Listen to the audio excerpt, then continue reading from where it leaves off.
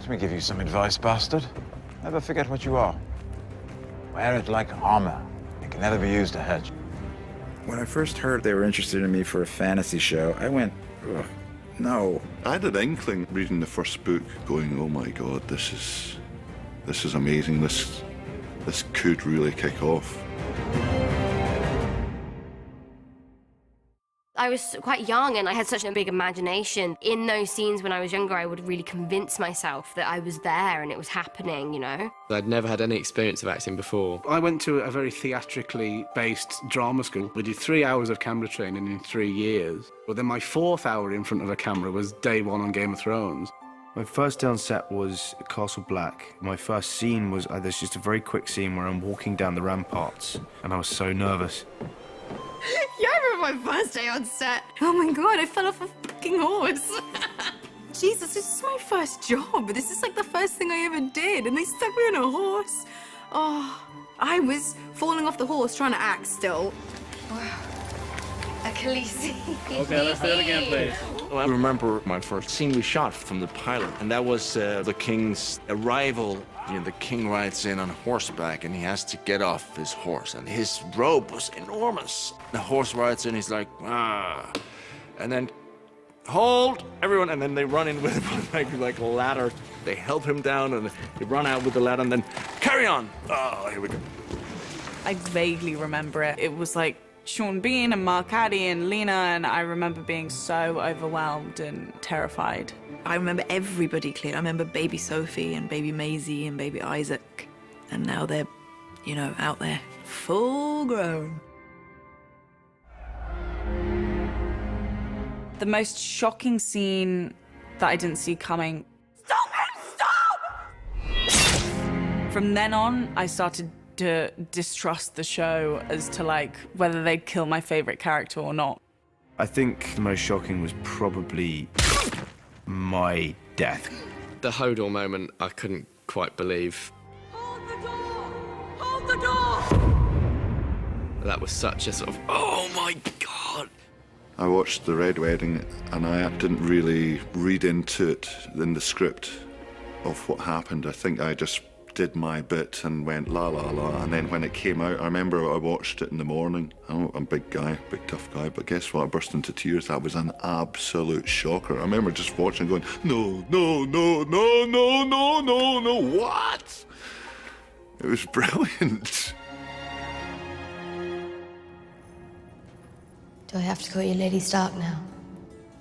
Yes. My favorite day on set would be the day that I was reunited with Maisie. That day on set, I've just never laughed so much in my life. It was so much fun. It was the day with the wheelchair. I've still got that video, jeez. Me and Sophie just messing around on Bran's wheelchair. I think the most fun scene we shot was season 7. We shot this big sequence, the loot train attack, and we shot that in Spain. It was such a beautiful location, and there was something about being outside every day and being on horseback. I love riding. Go Agades! Season 3, Getting the Unsullied, was the first time that I, Amelia, got to be, you know, like, bitch and badass.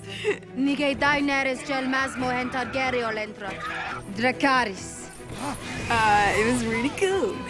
Favorite day on set was definitely a day in Asuna when we were doing the gladiatorial sequence. My little girl was there. You know, she watched the papa work.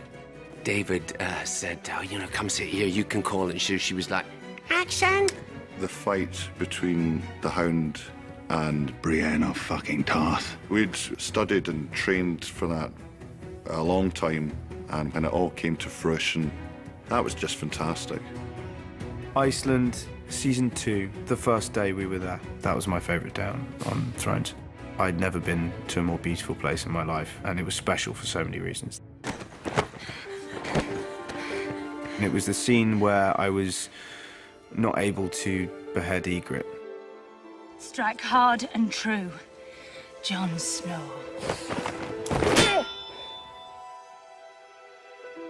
My favourite actor to work with was Rose Leslie. There was something really special about working with Rose. You know, I really, really enjoy working with John Bradley. He saw this in a vision.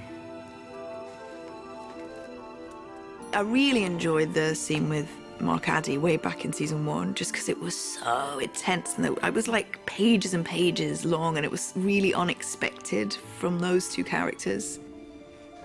Sometimes I don't know what holds it together. Our marriage.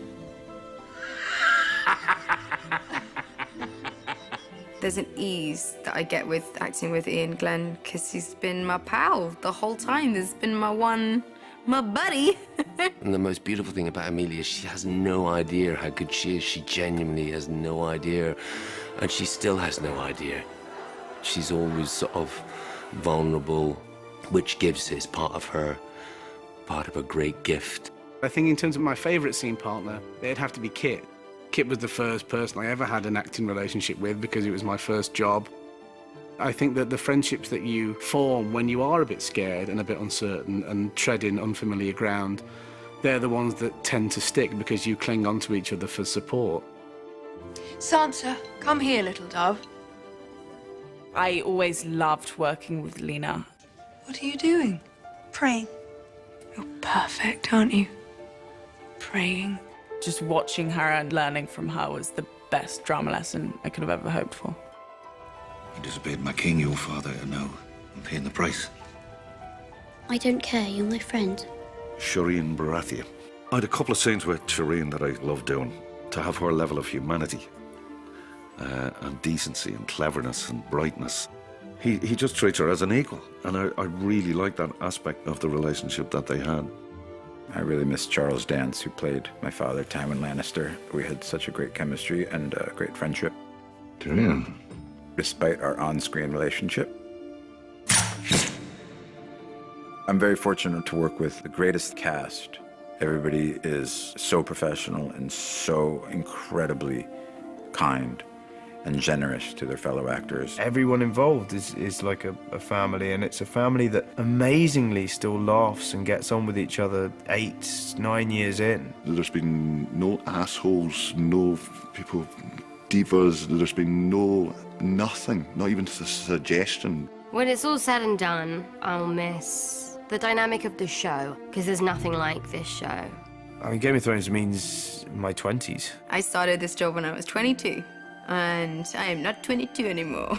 Game of Thrones is my entire career. I think I am going to have a hard time saying goodbye to Sam. It's going to be very hard to say goodbye to play Tyrion. I will miss simple things like walking on to set for the first time each year in your new bits of costume and just knowing you're part of something which is sort of at the centre of attention. Yeah, it's going to be very strange without it. It's been 8 years. I'll tell you what I won't miss. Walking around with half a fucking beard 3/4 of the year. That's Jaime Lannister, the Queen's twin brother. I was like a little puppy when I arrived. I was like Bambi on the ice. And coming to Belfast, I learned how to walk with pride and joy. I've grown up with these people. I've changed so much as a person because of these people. I'm so confident. I've just got this confidence from the show and from playing Arya. I really feel like I just want to inject that into each and every person that I know and love, but then also any girl that admires the work that I do. The journey that I've been on with Daenerys, it's sharpened me as an actor. It's shown me the range that I can do, and because of the heights that she goes to, it's forced me to find them within myself. Game of Thrones has been such an education for me in everything. Having to be around adults from the age of 10 and work on a professional set, get up and learn your lines and really think about a character has also taught me a lot about myself. As an actor, you work and work and work and you audition and you don't get parts, and you do get parts, and sometimes they're great experiences and sometimes they're really shitty. And this has been incredible. Thrones is the Holy Grail, where it's something that is enormously, globally, massively popular, and people think it's cool.